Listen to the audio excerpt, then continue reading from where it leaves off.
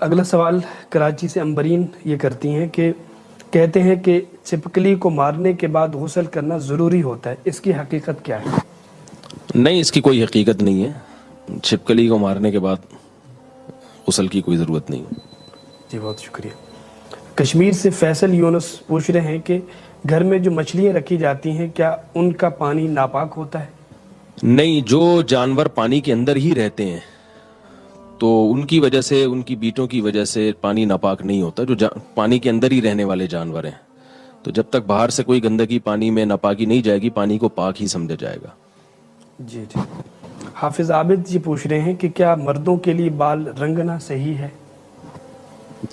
40 سال کی عمر کے بعد مرد ہو یا عورت، اس کے لیے کالا رنگ استعمال کرنا ناجائز حرام ہے، اور 40 سال سے پہلے مرد ہو یا عورت، اس کے لیے کالے رنگ کا استعمال کی گنجائش ہے، اور 40 سال کے بعد کالے رنگ کے علاوہ کوئی بھی رنگ لگا سکتے ہیں، چاہے مرد ہو یا عورت۔ اس میں یعنی مردوں یا عورتوں کا کوئی فرق نہیں ہے۔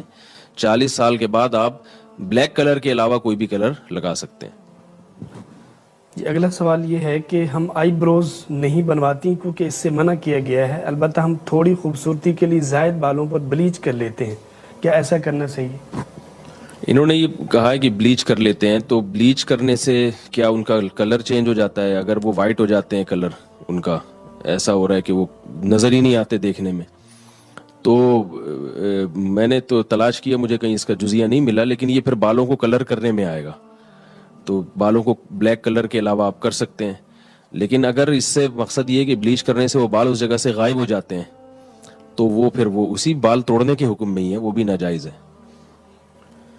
جی اگلا سوال اقرا ملتان سے پوچھ رہی ہیں کہ کیا عورتیں غیر ضروری بال صاف کرنے کے لیے بلیڈ استعمال کر سکتی ہیں؟ جائز ہے، مگر خواتین کے لیے بلیڈ استعمال کرنا بالوں کو صاف کرنے کے لیے مکروہ اور ناپسندیدہ عمل ہے، خلاف سنت ہے۔ نبی صلی اللہ علیہ وسلم نے خواتین کو جو بال صاف کرنے کے لیے جس چیز کو سنت قرار دیا وہ بلیڈ کا استعمال نہیں ہے، پاؤڈر ہے یا کوئی بھی ایسی کریم وغیرہ کے ذریعے بال صاف کیے جائیں۔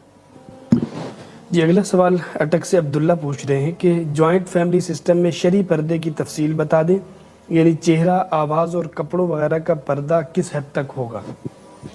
جوان عورت کے لیے جوائنٹ فیملی میں بھی پردہ فرض ہے، اور چہرے کا پردہ بھی فرض ہے اس پر۔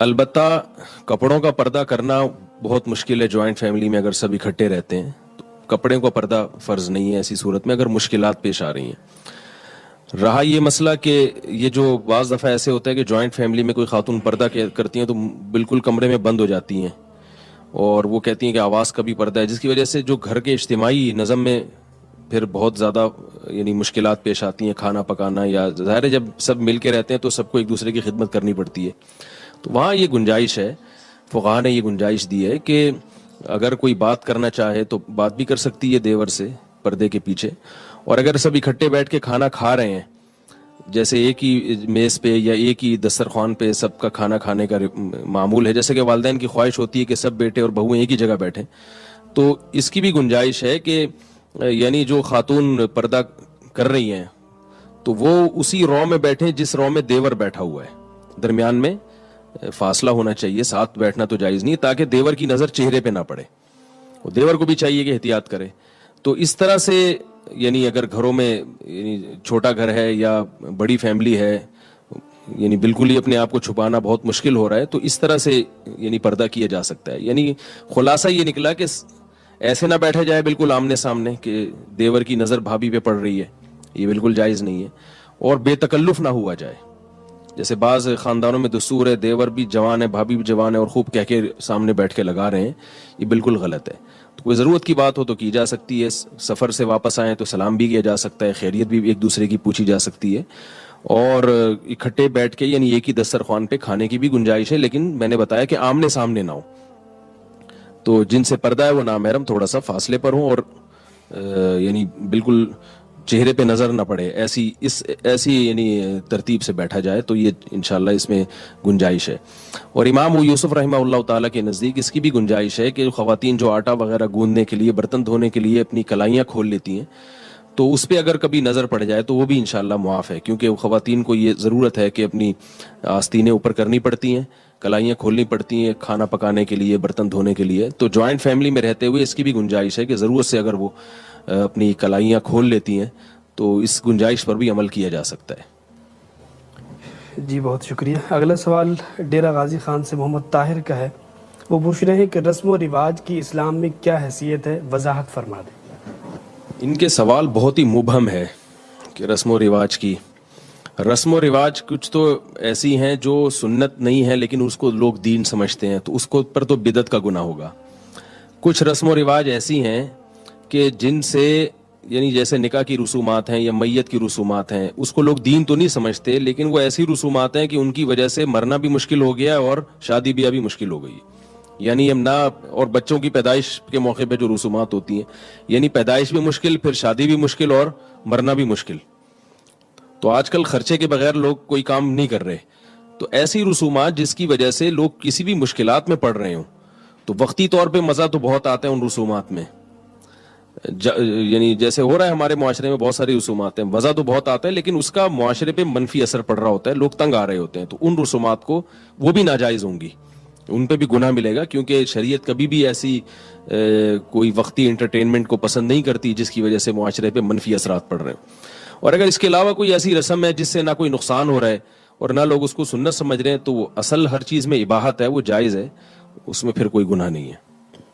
اگر ان کو کوئی خاص رسم پوچھنی ہے تو یہ دوبارہ سوال کر سکتے ہیں. اگلا سوال یہ ہے کہ کیا نفلی قربانی میں ایک حصے میں 2 آدمی شریک ہو سکتے ہیں؟ نہیں, قربانی چاہے نفلی ہو یا واجب, ایک حصہ ایک ہی آدمی کی طرف سے ہوتا ہے. 2 شریک ہو گئے تو کسی کی بھی قربانی نہیں ہوگی. جی بہت شکریہ مفتی صاحب کا. اب ہم اگلے چند سوالات کے ساتھ حاضر ہوتے ہیں مفتی محمد حسین خلیل خیل صاحب کی خدمت میں. مفتی صاحب, آپ سے ہمارا پہلا سوال یہ ہے کہ کیا سنت غیر مؤکدہ پڑھنے کا طریقہ وہی ہے جو سنت مؤکدہ کا ہے؟ بسم اللہ الرحمن الرحیم. جی ہاں, دونوں میں کوئی خاص فرق نہیں ہے. جیسے کہ سنت مؤکدہ میں 4 رکعات میں سورۃ فاتحہ کے ساتھ سورت ملانا لازم ہے, تو غیر مؤکدہ میں بھی ایسا ہے. البتہ یہ ہے کہ سنت غیر مؤکدہ جس کو نوافل کہا جاتا ہے عام زبان میں, تو اس میں پہلے قاعدہ میں اگر درود شریف پڑھا جائے اور تشہد سے آگے کچھ دعائیں بھی پڑھی جائیں تو اس سے سجدہ سہو لازم نہیں ہوتا. بلکہ بعض فقہاء نے تو یہ لکھا ہے کہ بہتر یہ ہے کہ پہلے قاعدے میں بھی تشہد, درود اور پوری دعائیں پڑھ کر پھر باقی 2 رکعتوں کے لیے کھڑا ہوا جائے نوافل میں. تو جبکہ سنت مؤکدہ میں اگر تشہد سے آگے درود شروع ہوا اور آگے اللہم صلی علی محمد تک پڑھا گیا تو پھر اس پہ سجدہ سہو لازم ہے. تو اس حکم میں فرق ہے, باقی کوئی خاص فرق نہیں ہے. نیت کے حوالے سے بھی کوئی بڑا فرق نہیں ہے, اس لیے کہ نیت دونوں کی اگر مطلق نماز کی نیت کی جائے تو نوافل بھی اس سے ادا ہو سکتی ہے, سنت مؤکدہ بھی ادا ہو سکتی ہے.